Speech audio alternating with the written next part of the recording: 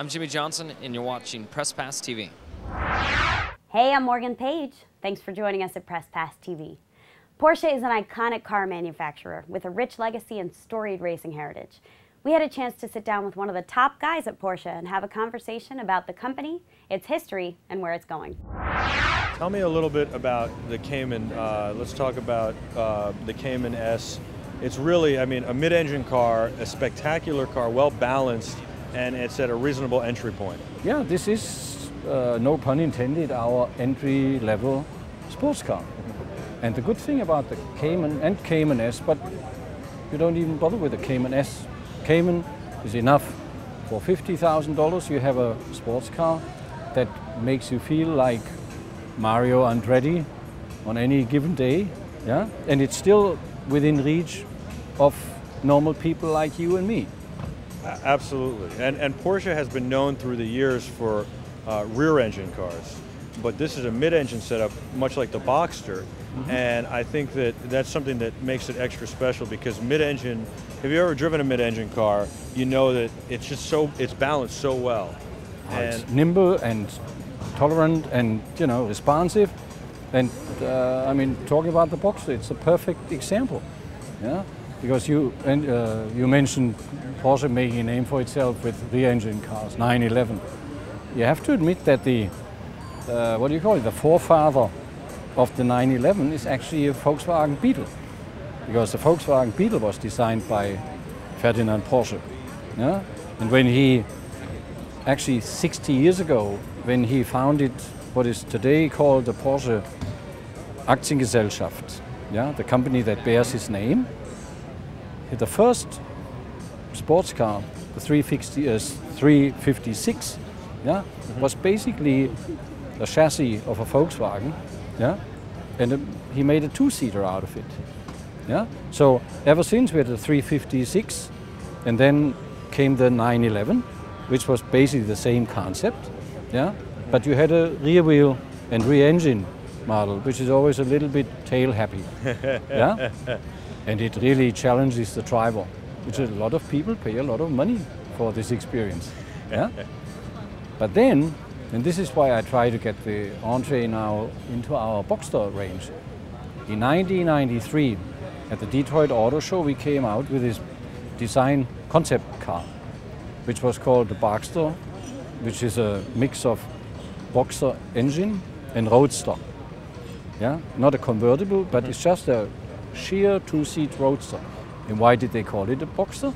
Because instead of the Volkswagen Beetle, our engineers took the original concept of our very first race cars, the 550, the RS60 of the 50s and 60s, which were all mid-engine cars, yeah? And transformed them, translated them into a modern, purist sports car.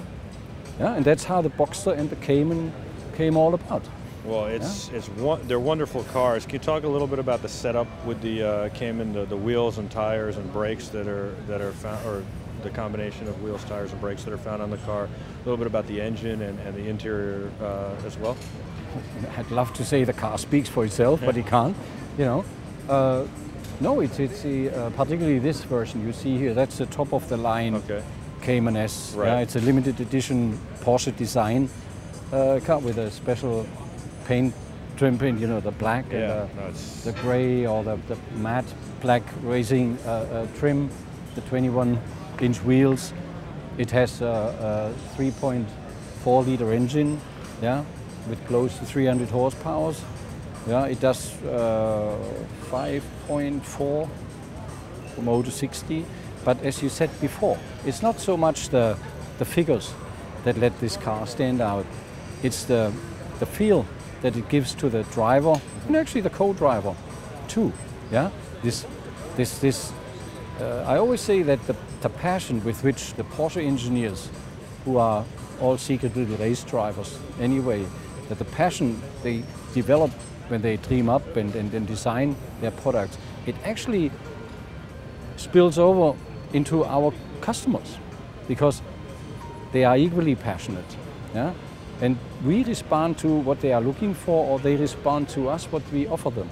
Yeah? So there's hardly any brand out there that is such a perfect fit between the people that generate the cars and the products and the drivers and the owners of our cars.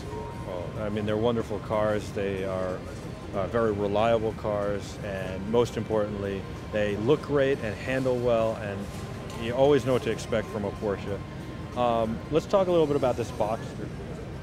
What makes this Boxster over to our left so special? Well, this is our very latest Boxster edition that we came out. Actually, as we speak, it comes to the US dealerships. Mm-hmm. Yeah, it's called the Boxster RS60. It is a Boxster S, a limited edition Boxster that pays tribute to the very first overall victory that Porsche recorded in 1960, yeah, with a tiny little, what I mentioned before, mid-engine race car.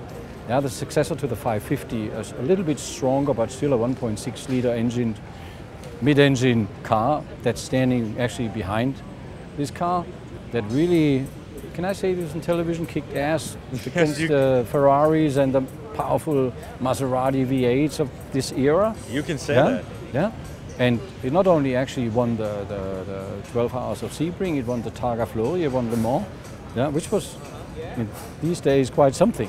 Yeah? Absolutely. And so in order to celebrate, yeah, the very first overall victory, our people in Stuttgart created this limited edition Boxster RS60, which of all volumes will be produced 1,960 cars, yeah, 800 of which come to these shores into the United States and Canada. Yeah? And as I said, it comes to the dealerships this weekend. Yeah? And it's actually, I'd like to say not a coincidence, but it's a coincidence that just last Saturday, our latest prototype, the RS Spider race car, again won the overall 12 Hours of Sebring on Saturday. Yeah, Very against nice. Again a much more powerful competition. This time our friends from Audi and Peugeot. Yeah, so it was a very gratifying weekend. But it also went to show that even our young engineers, and this RS Spider has been designed by engineers that were never, racing before, yeah, in the 60s, 70s, or even 80s, yeah. But there seems to be what we call the Porsche DNA that is eminent in everybody who used to and still works with Porsche, yeah. So no, it was a good weekend. Can we talk a little bit about the wheels and the brakes and the engine of the Boxster, the special edition Boxster? The whole chassis is the same as with the Boxster S, Okay. with the only exception that this comes standard with our Porsche Active Suspension Management, which means it's 1 inch lower. Okay. Yeah, it's an electronic device that where you can modify between comfort, sport. I mean, with ambitious driving and let's take it easy kind of driving. Yeah, it comes with a sport chrono that automatically sets up and stiffens the suspension once you press the sport button. Yeah, but in terms of brake calipers, the size, which are always over-dimensioned with Porsche anyway, because we realized early on that acceleration is one thing, but Stopping deceleration is sometimes even more important. Yeah, and again, it has 20-inch wheels, special mag wheels, and it also, let's call it from a visual standpoint, as you can see, compared to our more normal Boxsters, it has, well, you can't see it now, it has a red soft top. There's new red leather interior. Yeah, it has a dashboard that is more reminiscent to the pure race car dashboard. So the whole thing with it gives our drivers a little bit of a feel that reflects. I'm sitting actually in a little race car. Yeah.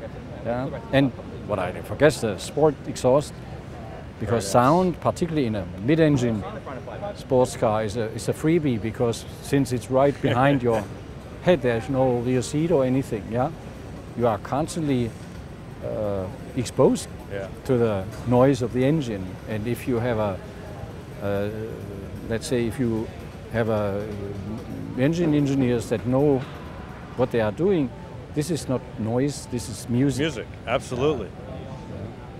Can you talk about the SP60 a little bit, real quick? What is remarkable about it is not only that it really served as a blueprint, yeah, for a whole generation of purist sports cars, yeah, because even to this day, because of the mid-engine design, as you said before, yeah, and the setup, this is not only visually close to the original, but it's from the ingredients, not a overly high-tech car. It's basically back to basics, yeah. It is responsible for the fact that our Boxster models and the Cayman, yeah, in spite of being fairly, I mean, you have 250 horsepower. This one, I forgot to mention, is the very first Boxster that has over 300 horsepower. It has 304 horsepower, yeah, which makes it 5 seconds from 0 to 60, which is fairly swiftly. Absolutely. Yeah. But it means that these cars can run rings around much more powerful cars. You know, even after how long do we offer the Boxster now? At 1997, 10, 11 years, it wins every comparison test of Motor Trend and Road and Track against much more powerful sports cars. But just because of the design principle, yeah. It's not only how fast you can get there in a straight line, it's turning, it's braking, it's handling. Mm-hmm. If you can do all those things better than other cars, the car might be faster off the line, but at the end of the day, this car is going to beat it. And obviously it's well balanced, it's a classic car, it handles well, has great responsiveness. But even, I mean, in today's traffic, there are hardly any situation where you can leave it down. That's but for sure. One thing is for sure, when it comes to, let's say, take the top down, go out on a Saturday morning and you have your favorite route, you know, with a bit of twisty and turny turns, yeah. This is the most gratifying car that still to this day gives you the absolute maximum in terms of driving pleasure. Yeah, and this is not just marketing talk. I can subscribe to it because we have one at home. Yeah, I have a different company car, but just as a Saturday morning thing, this is perfect. Unbelievable. It's a great car and an amazing design. I've always loved it. I think both the Cayman and the Boxster are both beautiful cars. What about the GT2? I've always been a big fan of the, turbo. One of my favorite turbos, the 930 slant nose. Obviously, who doesn't like that car? But I really like the current turbo a lot. The 3.4 back in like '94 was a great car, I thought. I love the 97, 96 and 97 Turbo S's. But the Turbo now I think is a wonderful car. It's very composed and it's very, it's very powerful. It's very forgiving. Yeah, the nice thing about it is also, and to some people it even comes hard to swallow, it's a very nice daily driver. Yeah, because it's got all-wheel drive. Yeah, sure, and it does everything with such easiness. And you have this humongous under 4 seconds, from 0 to 60 acceleration. Now it has a top speed. I was over in Germany for the launch of the Turbo Cab. You take it out on the Autobahn. I mean, on a Sunday afternoon, and you do 305. Which is about 170. You make me very jealous.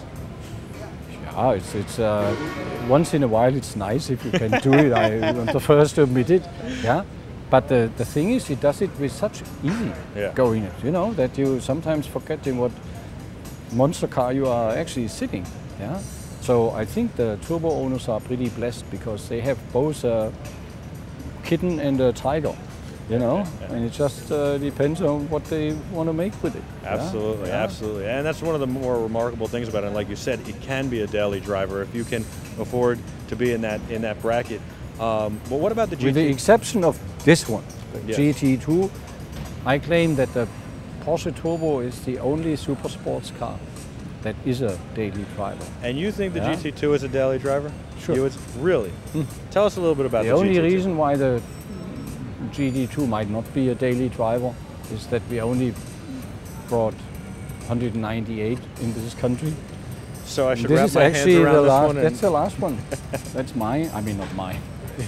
You'd like it to be yours. That's the only GT2 GT2 that hasn't been sold.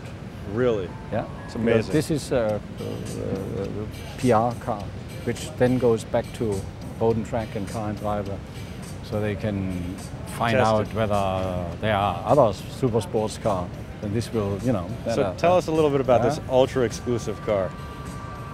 Well, I mean, it is I think it's a, you know, the GT2 and the GT3, as opposed to the turbo, were always, you know, cars without the turbo gap. Right. Yeah. Yeah, and since they are not four-wheel driven, yeah, it's much more, let's say, challenging to drive. Yeah, but more responsive.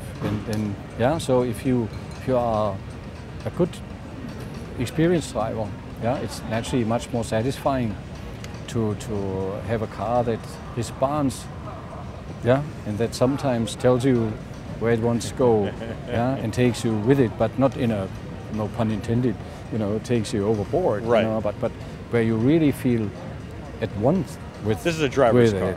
This is the ultimate driver's car. Needless to say, it's nearly $200,000. Yeah, but that's because everything is in there that our engineers know about how to build a super sports car. It's got special brakes. It's got special wheels. The ceramic brakes. It got the biggest wheels. It got 485 horsepower. It's lighter than the turbo, yeah, and anything else, because not only did we use a lot of carbon fiber, but for example, there's no rear seats in there. Okay. Yeah. They are not in this country. There's air conditioning. Okay. Yeah. But it's as light as possible. There are these fantastic new sport bucket seats, the first sport seats that are 20 kilos lighter than the old ones, and you still can fold them down. You know, it's basically a bucket seat you can fold down. The whole new design, it's really quite something. I don't know whether they let you up here, but yeah. We'll see what we can do. So it's basically, I mean, you can take the GT3 out to the racetrack on the weekend too. Right. But this is basically the ultimate mix of a street car and a track car. A track car. Where a GT3 is much more a track car, probably. Yeah. Also, I mean, I personally like the GT3 best of all, because it's not as extreme as this one or the GT3 RS, but it's the closest to what I think Porsche is. You know, that a no frill, yeah, a bit noisy, but still compared to some other so-called super or whatever sports car, it's halfway comfortable, yeah, but rigid enough so it goes where you want it, and it's like on rails, yeah. But this one actually does everything a little bit swifter, a little bit more effortless, fiendishly not noisy, but you know, the sound it makes, yeah. It's just and it's a lot more forgiving than all the other GT2s that we have. I mean, the suspension technology is the same as in the turbo and in the GT3. It's just the bushings and the bearings and some of the material they use is then titanium and aluminum in order to make it even lighter. Yeah. You have the possibility to, for example, modify the what do you call that? The suspension. You know, if you want to take it out, tracking, you know, racing and so forth. Yeah. But other than that, it's basically. Can I say something nice about the normal 911? You know, yeah, it's basically the epitome, but the basic ingredients is 911. Right. 911 is 40 years old. which is pretty amazing that we still have a whole range of sports cars that look the same, basically look the same as they did in 1970, for the even end of 1960s, yeah. And basically the concept and the overall, you know, this chiseled out of one piece of metal kind of look, which still to this day more, you know, appealing and more attractive than ever. Well, it's certainly beautiful, as are all Porsches. One last question before we're done here, and that is, I know a lot of people say Porsche, a lot of people say Porsche. I know the correct terminology is Porsche, but how does Porsche feel about having the nickname, or how does Porsche feel about having the nickname Porsche, or the moniker Porsche? Is that okay when people go around, or is it preferred that it's Porsche? No, it depends. I mean, if you own one, then you can say Porsche. All the others should stick with Porsche. It's been an honor speaking to you. Thank you so much. No, thank you for all the information very much about for your interest. Hope you enjoyed that story. And if you want to check out more behind the scenes action, log on to PressPass.tv or YouTube.com/PressPass. And if you want to check out our new live or podcast radio shows, log on to PressPassRadio.com. Thanks again for watching. I'm Morgan Page. Bye.